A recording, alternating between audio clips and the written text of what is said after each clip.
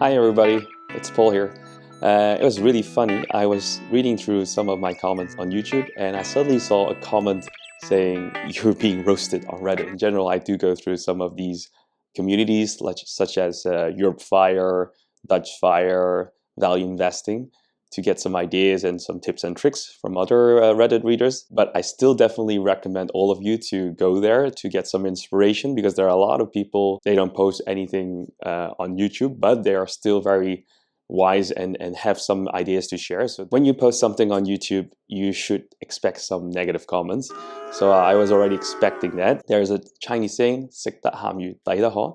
That means that when you eat salty fish, you need to endure thirst as well. As long as we treat each other respectfully, I'm open for comments and feedback. With this video, I just want to respond to some of those comments, which I thought was some of them very funny, but let's go through them now. So my first response goes to OK Journalist 6141. First of all, thank you so much for watching my video and spending time and considering the things that I have discussed. So in the video, I was trying to be transparent of how I achieved my milestone. So it was not to be like a get quick rich scheme, because that's definitely not it. Leveraging investments is not for everyone, because if you're still learning to invest and learning about risk management, that could be very risky. If you do it incorrectly, it could set you back a few years behind. So definitely don't copy what I do. I was just trying to be transparent to explain how I reached it, but it's definitely not saying that you should do too. And especially when you take in consideration of the current interest rates, which are 2-3 times higher than when I borrowed around that time.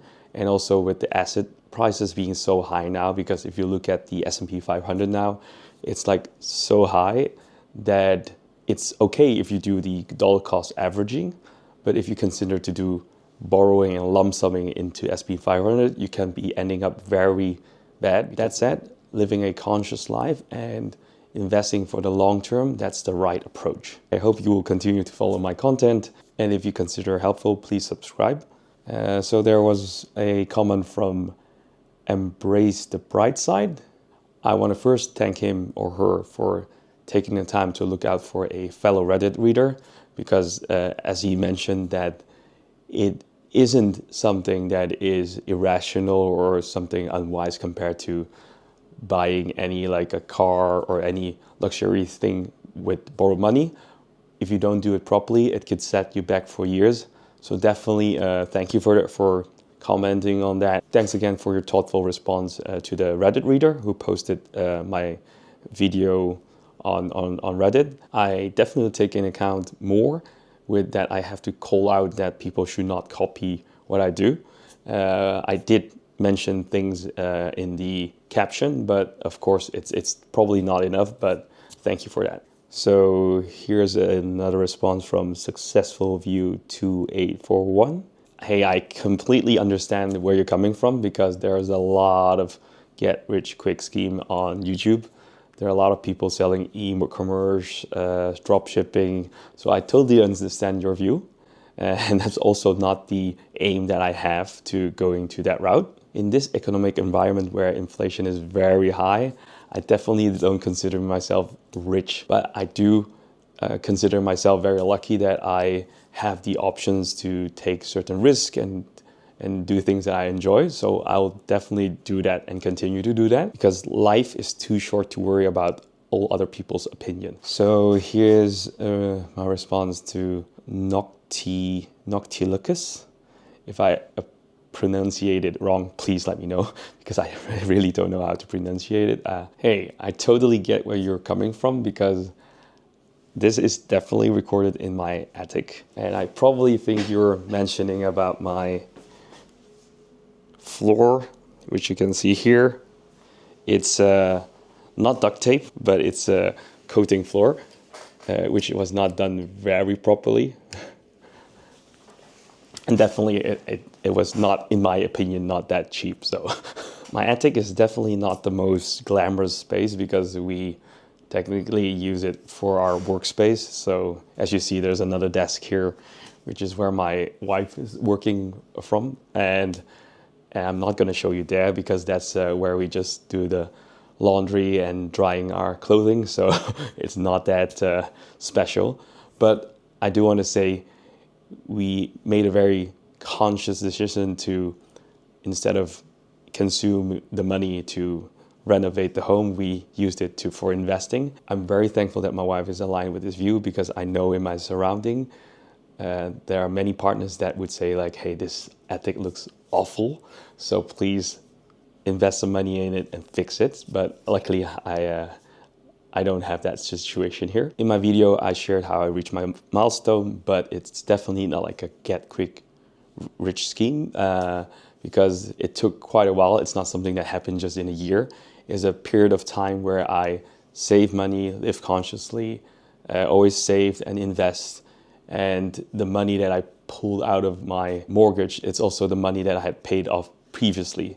So my loan to value ratio is still very healthy. So it's not that I pulled all the money out of my house. So definitely it's a conscious decision. And honestly, if there are people posting on Reddit or Mr. Mustache never started online and other YouTubers, financial YouTubers didn't posted their videos, I might not have learned what I learned today.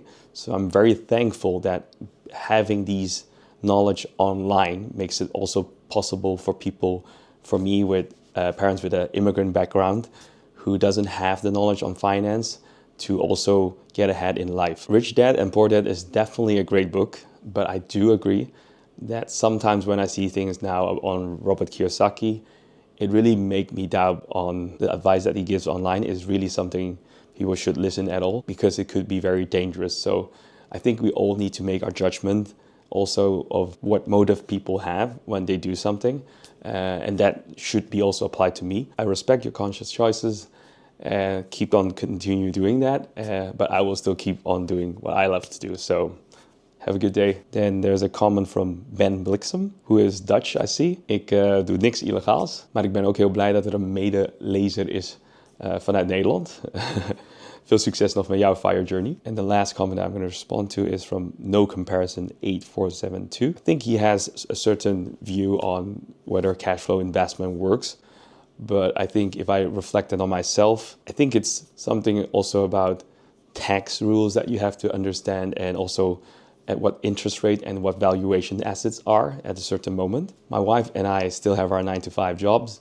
We always use the money that comes from the investments to either further invest or to reduce the debt. So definitely don't have to worry about that. With fixed interest rates from 1.19% and 1.8% for fixed rate of 20 to 30 years, I definitely prefer to put it in cash deposits that are yielding me 3 to 4%, which is a quite safe investment. Some things are more suitable for other people. So definitely continue to do what you do, and good luck with your journey. So that's it for today. I really appreciate the feedback, whether it's positive or negative. It keeps the discussion interesting, and I will still continue to follow all those community posts on Reddit. If you enjoyed this video and found it insightful, definitely follow for more content on finances, personal finance, and financial freedom. Thanks for watching, and I see you the next time. Goodbye.